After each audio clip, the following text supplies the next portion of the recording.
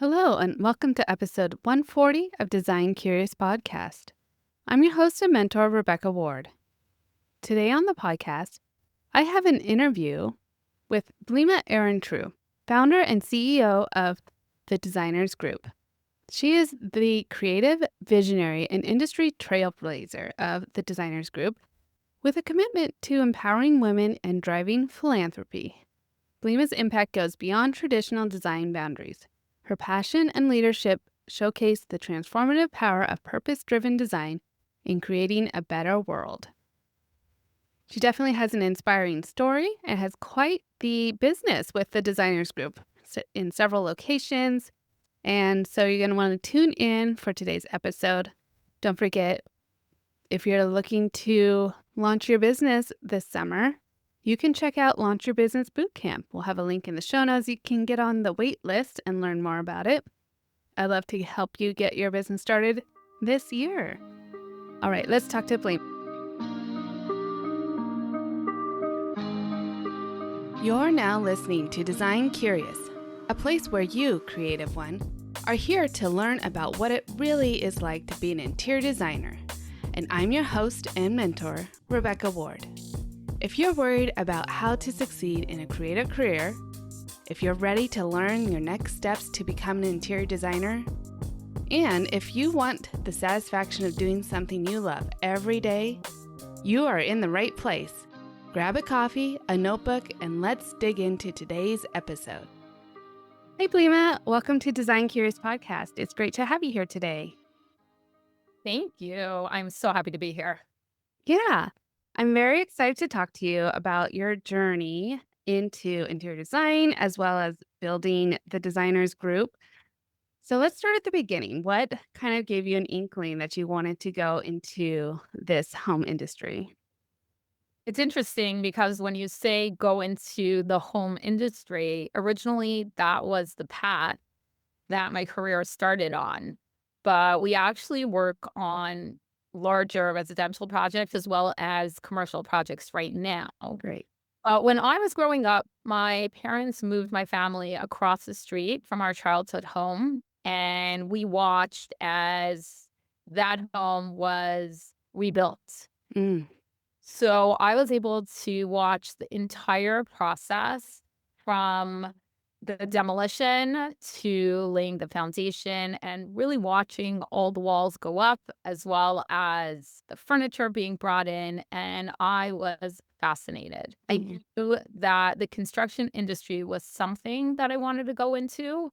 And being that I was a naturally artistic and creative person, interior design just felt like the best fit, and thank God it really has been. Great. So then did you immediately know you wanted to be an interior designer and did you go to college for that? Yes. So when I finished high school, I went to get an undergrad and master's degree in interior architecture and design. And then I spent a couple of years working at an architectural firm simultaneously with getting my degree. Mhm. But really wanting to understand the technical side of design.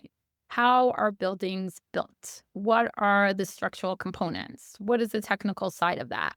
And I believe that gave me a really good foundation to understand what goes into construction and ultimately our designs, how we can go from a vision to executing it and ensuring that it can be built safely, and it also makes sense. Mhm.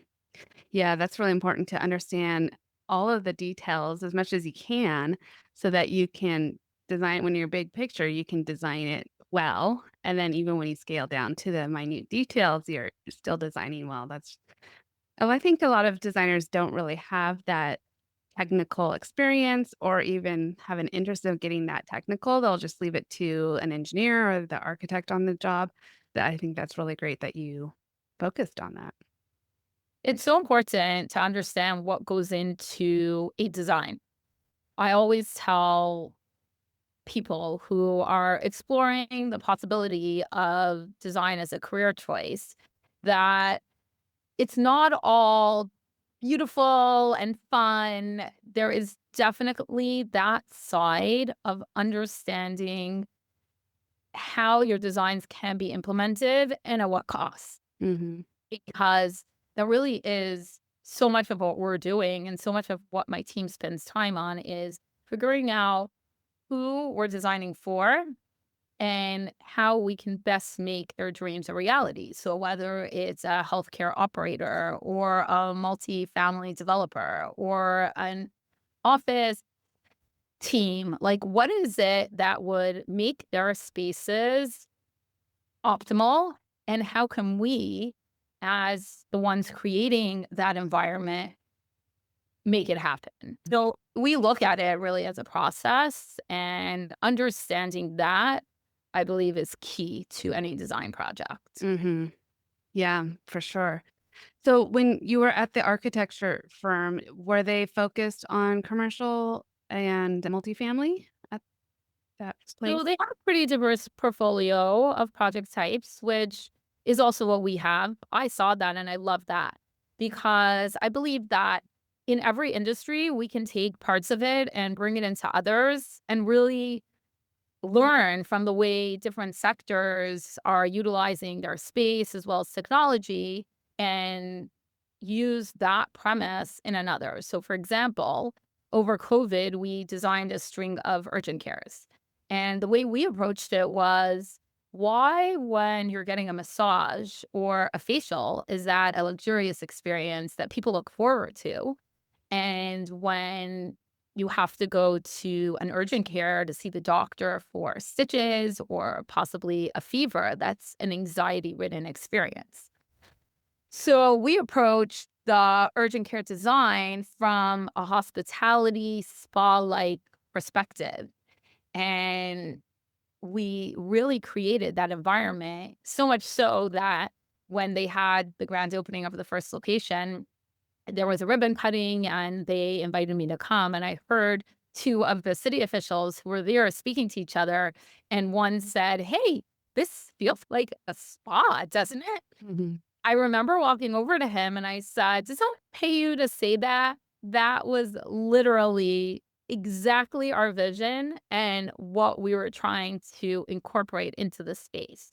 So when you look at how an urgent care functions and how a spa functions, yes, there are differences, but there are also things that are the same. And that's what I see in so many of our projects, like office. Spaces now want to give people the comforts of home so that people want Hmm. to come in. In our senior living communities, they want them to feel more like a hotel vibe because Hmm.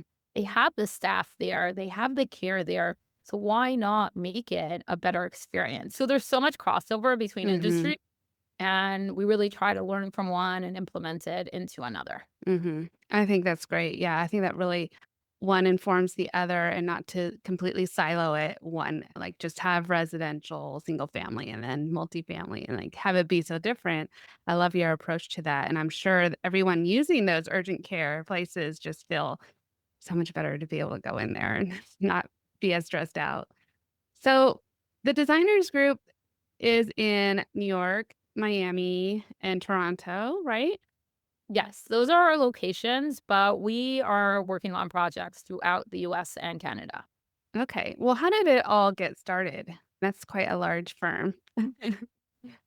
I grew up in Toronto, spent most of my life there, and that was where we opened our first office. And then I moved to New York and opened our Brooklyn office. And really, our growth has been a natural progression of where our clients and where their projects are taking us. So we started doing a lot of work in Florida, which is where I am now. And it just made sense to explore opening another location here just because of the growth and the opportunities in Florida, as well as weather. Not going to lie, Mhm. it's been a major added bonus, but that's really how our growth has been. Following, we know that we can add value. Mhm. And how did you take on the scaling as your company needed? Did you have a mentor or a coach or Did you hire people to come alongside you to help you scale the business? I always say that I learn something new every single day. So I never had one specific mentor. I have a lot of different people who are very knowledgeable and very skilled in different areas that I know I can always tap into. That brings me to one of our charitable initiatives, which is the TDG Insider, where we mentor people who are looking to explore a career in interior design. They could come into our Brooklyn office for a day and see what it means to work in a commercial design firm, because sometimes the idea of becoming a designer sounds like something to someone, but once they're finished the schooling and it's time to start working, it's really something else completely. I remember that I had so many questions when I was getting into the industry, and I wish that there was someone to talk to. So we were very excited to be able to offer this. And we have people every single Tuesday in our office getting to know our team, getting to experience a day in a design firm. But to answer your question, which was, how did I scale and learn? It's still a work in progress. I will say the hardest part for me is really just letting someone else do the job. Scaling is all about surrounding yourself with people that you can train, that you can trust, that you believe are better than you, have different skills than you. And I've been very lucky that we have an incredible team, incredibly talented people who work really hard and are super passionate about the work that we do. So that's been amazing. But I'm always telling our lead designers or our team managers that part of being in a leadership position is giving the job over and delegating and knowing that it might take twice as long at the beginning or 3 times or 4 times, but that is part of scaling and that's part of growth, being able to give something over to someone else, entrust them with it, and also trust them to do it properly. Did you have any big obstacles or hurdles you had to overcome as you were growing? I mean, I know giving that control over to someone else is usually the first one because delegating can be hard, especially for designers who are pretty much like to control the outcome, but delegating is hard. So, but what other hurdles did you experience in your career? I always say that in design, any of the challenges that we have, for example, budgetary constraints, site conditions, deadlines, the list goes on, but all of those challenges ultimately lead us to being more innovative, thinking outside of the box, coming up with better solutions. And I see the same with the growth of our firm. There are challenges every single day, but we look at them as ways to continue to innovate and ways to continue to grow. And how can we use these experiences to get even better? One that comes to mind is on one of my first projects, we were designing a home and we finished the living room. We were so excited. The client approved everything. All the orders were in. And delivery day came and we had checked, everything fit, all the clearances were there, but the sofa would not fit through the front door. Oh no. We had completely forgotten to even think about that. And so obviously, what any good designer should do is take responsibility in such a case, take Mhm. care of choosing something else, making sure it works. We paid for the restocking fee, and that's something that I also always tell aspiring designers, that people are hiring us for our expertise. So the mistakes are our mistakes, and we have to take responsibility, but also learn from them. Yeah. So now, a few months ago, we were working on a very large event space for 800 or 900 people, actually. And what we were doing was dividing the space into smaller spaces that the space could be used for different events happening at the same time, but also could open up and be a very large space. So we were putting in floor to ceiling partitions, which were 18 feet high. I remember asking the lead designer, how are we getting those partitions through the door? Because the space was in the basement, a ground up building that we were working on. Mm. But once the elevators are in, those partitions have no way of getting into the space. So obviously, it was something that had been thought about, but it was just a lesson to my team when I asked that question and to myself also, because now anytime I work on a project, I make sure that not only does the furniture and whatever is inside of the space is a fit within the space, but we also know how we're bringing it in. So I see that with any lesson we've learned with hiring, with invoicing, with any of the hundreds of details that go into a design project in a design firm. There will always be things going not according to plan, and anyone in construction knows that. There is never a project that goes without a single hiccup, but it doesn't have to be something that's insurmountable. It actually makes the end product even better. Mm. Yeah, that's really good advice. Yeah, the lessons that you learn along the way, you're always checking and making sure that thing's gonna fit because you had to learn it the hard way at the beginning. So that's great. Do you have so you're so multidisciplinary. Do you have a ideal or dream client or project that you would love to tackle? Unless you've had one already that you love. For me, our dream projects are the projects that make an impact. And that's one of the reasons that we shifted into the commercial sector. And when I say commercial, it's not necessarily commercial, but it's just not private homes. So I remember when I was in high school, we had community hours that we had to do in order to get our diploma. And what I was assigned to do together with a friend was visit this older woman in a retirement home. And I remember we used to go every week. And one week she was moved to a new building. The nursing home had built an extension and she was lucky enough to get one of the new rooms. And I remember visiting her and she literally looked 5 years younger. The room was bright, the furniture was new, there was so much natural sunlight coming through the windows.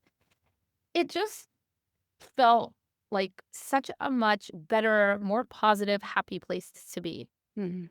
And I remember when I started school for design, I told that friend, I would love to one day get into the senior living community design industry. And Mhm.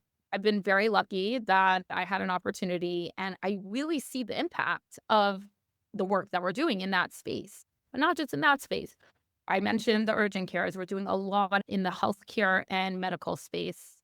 And it's so gratifying to see the work that we're doing help people on their rehabilitative journeys. Now we're also working on a special needs center, and we've worked Mm. on many community centers, and we got into schools recently. Being a part of a child's education journey is incredibly rewarding, and seeing how the students respond so much better to the learning when they're in an environment that's conducive to that is it's transformative. Yeah. These are all just some of my favorite projects. Now, Yeah. all of the ones that I'm really passionate about are the ones that we really make a difference. And I also like exploring new types of projects and new industries. So whenever we get an opportunity to try something that we've never done before, that's always very exciting for me because we learn a lot. I'm able to expand our team and hire experts in that field and learn from them. And again, see the impact of the work that we're doing. Mhm. Yeah, I love that, and I think a lot of people could relate to that. Do you have any advice for our listeners, those who might be thinking about becoming an interior designer, maybe inspired also by you and maybe wanting to make an impact? What advice would you give for someone who's just starting out or just thinking about getting into the career? My first piece of advice would be don't worry, take that step. It seems overwhelming. There is so much out there, and there is so many mistakes to make and so much to learn. but it is such an incredible career and such a great way to give people better experiences. Our motto at the Designers Group is designing with purpose, creating a better world.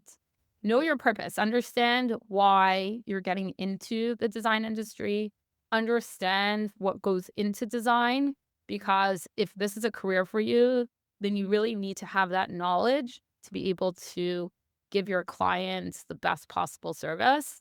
And in order for your work to be that amazing that people will hire you again, you need to have the knowledge, but also the purpose, because you want to be inspired, you want to stay passionate, and you will, because it's such an incredible industry to be a part of. Yeah, that's really good advice. The purpose is really important to drive where you're going. And so I think it's great that you have that opportunity for the insider. You do that mentorship. If someone was interested in coming into your New York office to see what it is like, maybe shadow, how would they go about to apply for that? We have a page on our website in one of the tabs that says TDG Insider. It's a super easy application. There's a couple of questions to fill in, and then someone will be in touch to schedule it. Great. And where can people find you on socials, or where do you like to hang out so that they can follow your work and get inspired? I like to think that we're on every platform, but I have not really got them all, but it's the Designers Group. So our website is thedesignersgroup.com. Our Instagram is the Designers Group, LinkedIn, the Designers Group. So that's that's where you can find us. But if you Google us, we should show up, I hope. Well, we'll put those links in the show notes so people can reach out to you. Anything else you want to add for our listeners today or summarize about the career? So just to talk a little bit more about designing with purpose, creating a better world, because it's so much of who we are as a firm and the driving reason for doing what we do. We've also taken it a step further and used the firm to launch several charitable initiatives. So one of the give backs that we do is the TDG Insider, but we also have the TDG Furniture Exchange, where we match people who have furniture to give away with people who need it. Oh, Recently launched a website to make the whole process that much more seamless and easy. And what I'm hearing from you is that a lot of your listeners are residential designers. So if any of them have clients that have furniture that they want to give away, there are so many people who just either can't afford furniture, or basically it's that they can't afford furniture. yeah. And one person's garbage can literally be someone else's treasure. Mm. So we like to believe that everyone should live in a home that they love, and everyone should have the opportunity to have furniture. So this is what we've done to enable that. Wow, that's quite an endeavor. Yeah. Is that anywhere in the country or is there limitations? So right now we're in 9 locations, but we would love to grow even more. We are actively working on that.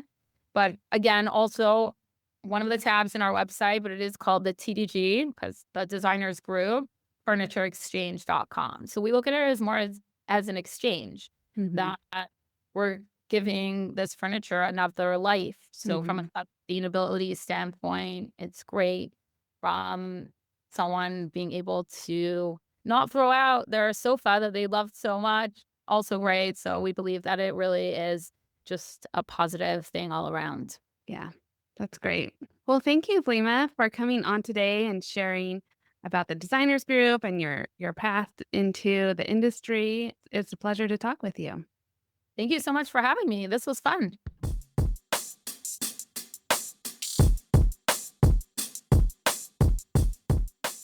Okay, and if you would like to take advantage of checking out the designers group and having that little internship shadow for a day, learning about the company and learning about what it is, the day in the life of a designer, then go ahead and check out the link in the show note to her website and get in touch about that great opportunity in New York. That's all we have for you this week. Next week, we'll have another great episode. And until then, stay creative. Thanks for listening. If you love this episode, please leave a rating and a review. This helps me reach other curious creatives like you. If you have a topic request or would like to contact me, simply head over to my website, rwarddesign.com, or email me at podcast@rwarddesign.com.